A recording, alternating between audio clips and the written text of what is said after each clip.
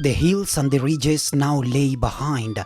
This was a plain, the only such level stretch of land in this country.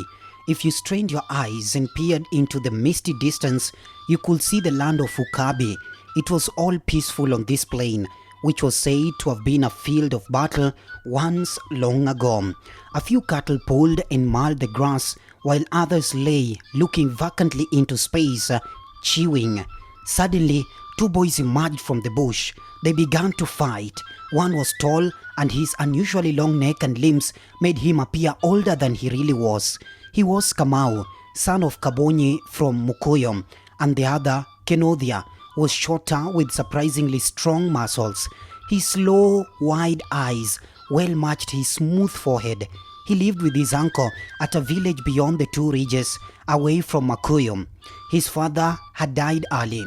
At first, the boys fought with sticks they had gone to fetch from the bush. The green sticks caught each other in mid-air several times and were soon in pieces. The boys threw them away, and one piece touched a cow, which stood up quickly, frightened. It moved a few paces from the struggling pair, waking two others on the way. Then it looked in the opposite direction, unconcerned with the fight. Kamau and Kinuthia were now wrestling. Their arms were interlocked, and the two boys went round and round without either getting the better of the other. Kinuthia tried to lift Kamau off the ground and then trap him with his right leg. The attempt always failed. Kamau had his struggles too, though not usually voluble. Today he was eloquent with threats. "You will know who I am," he warned, at the same time using his right knee to hit Kinuthia's stomach. "Cow!" cried Kinuthia with pain. "Hyena! Even you!" Kinuthia hissed back. Kinuthia appeared much more collected, and an observer would have thought that he would win.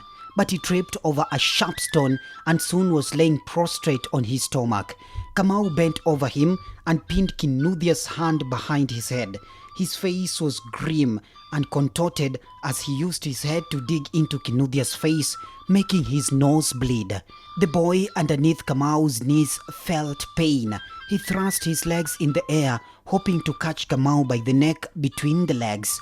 Blows fell on him, and he was bewildered, not knowing when and where the next blow would follow. Two cows that had moved away together turned their heads and watched the struggle for a while. Then they bent their heads, thrusting out their tongues to pull and maul the grass like the others. Just then, another boy came running from a group of cows a distance away. "Stop fighting!" he shouted breathlessly as he stood near the pair. Kamau stopped, but he still sat on Kinuthia. "Why are you fighting?" He called me names," answered Kamau. "He is a liar. He laughed at me because my father died poor, and he called my father convert to the white man. He is, you beggar, white man slave, you. Kamau became furious. He began to pinch Kinuthia. Kinuthia looked appealingly to the other boy. "Please, stop this, Kamau. Didn't we swear that we of the hills were comrades?" He felt helpless. It was 3 days earlier that they had sworn to be brothers. "What do I care about comrades who insult my father?" asked Kamau. "I will do it again," retorted Kinuthia between tears. "Do now." "I will. Try." Kamau and Kinuthia began to struggle. The boy felt an irresistible urge to fall on Kamau. He pulled a blade of grass and began to chew it quickly, his eyes dilating with rage and fear. "Kamau!" he burst out. The tremor in the boy's voice sent a quiver of fear up Kamau. He quickly looked up and met the burning eyes gazing at him. Meekly, he obeyed the unspoken command, but his face went a shade darker than it normally was. He slunk away, feeling humiliated and hating himself for submitting. Kinuthia stood up unsteadily and looked gratefully at the boy. The boy kept on lowering his face, gazing at the same spot. The feeling of pride and triumph he had suddenly felt at seeing Kamau obey him had as suddenly subsided to one of regret at having done that to him. Perhaps it might have felt better if Kamau had stuck it out and he had had to use force to remove him. The boy's name was Wayaki, the only son of Shege. He was quite young, not of Kamau or Kinuthia's age. He had not even gone through his second birth. Wayaki was, however, already tall for his age. He had a well-built athletic body. His hair was tough and dry, with kinks that finished in a clear outline on the forehead. Just above the left eye was a slightly carved scar. He had got it from a wild goat. The goat had run after one of the herd boys. Seeing this, Wayaki had taken a stick and ran after the goat, shouting. The goat turned on him and jabbed him with its horns, tearing the flesh to the bone. His father arrived in time to save him. That was a long while ago. The wound had healed, leaving him a hero among the boys, although he had run after the goat for sheer fun and enjoyment of the scene. That, however, was not the sole reason why the other boys, young and old, promptly followed him. Shege, his father, was a well-known elder in Kameno. He had now only one wife, who had borne him many daughters, but only one son. The other two wives had died during the Great Famine, without any children. The famine had been preceded by a very rich harvest. Then locusts and worms and a long drought came to bring death to many. Chege had barely survived. His daughters were now well married, apart from one who had died early. The other elders feared and respected him, for he knew more than any other person the ways of the land and the hidden things of the tribe. He knew the meaning of every ritual and every sign. So he was at the head of every important ceremony. Many stories ran around him.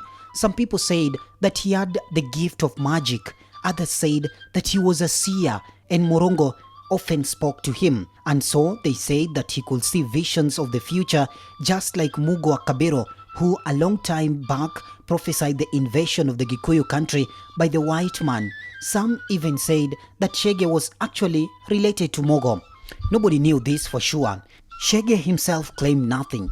Ever since he had warned the people against Syriana Missionary Center and they had refused to hear his voice, he had talked little, keeping all thoughts to himself.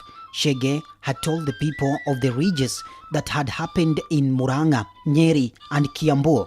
He had told them of Tomotomo, Gekoyo, Lemuro and Kijabe. They doubted his voice, saying, "How do you know? See them, the butterflies." "Butterflies? You have never left the ridges.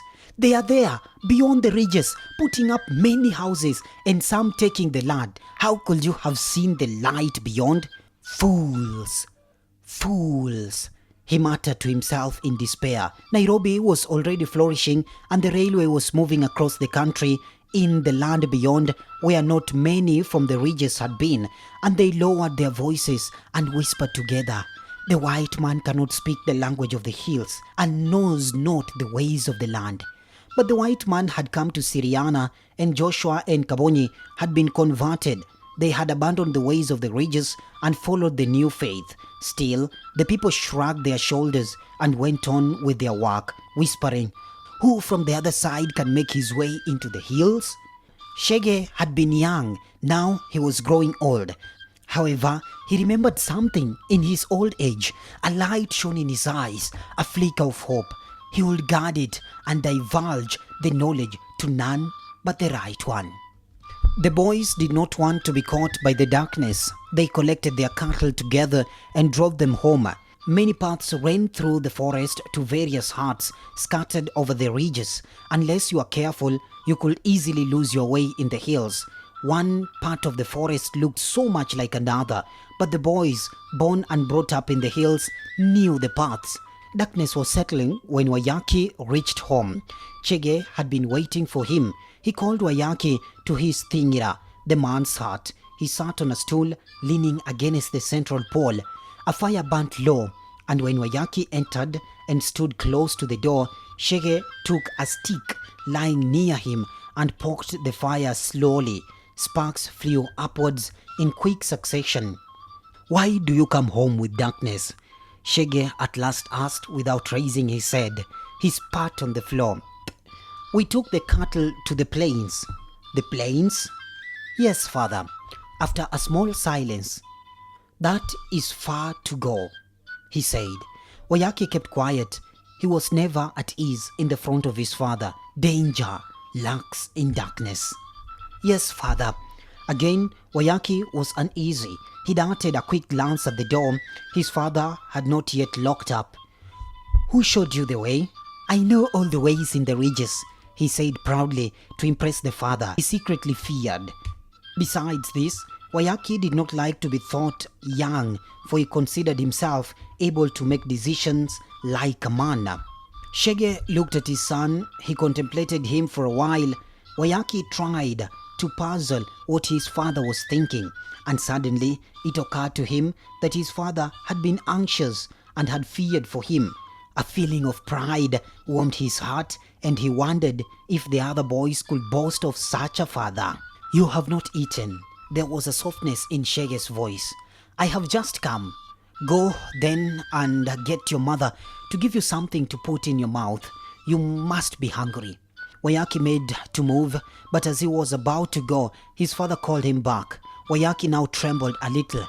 Remember, tomorrow is the day of your second bath. Yes, father. Do not forget, Shege said with an unnecessary emphasis. Wayaki ran to his mother's heart. How could he forget such an event?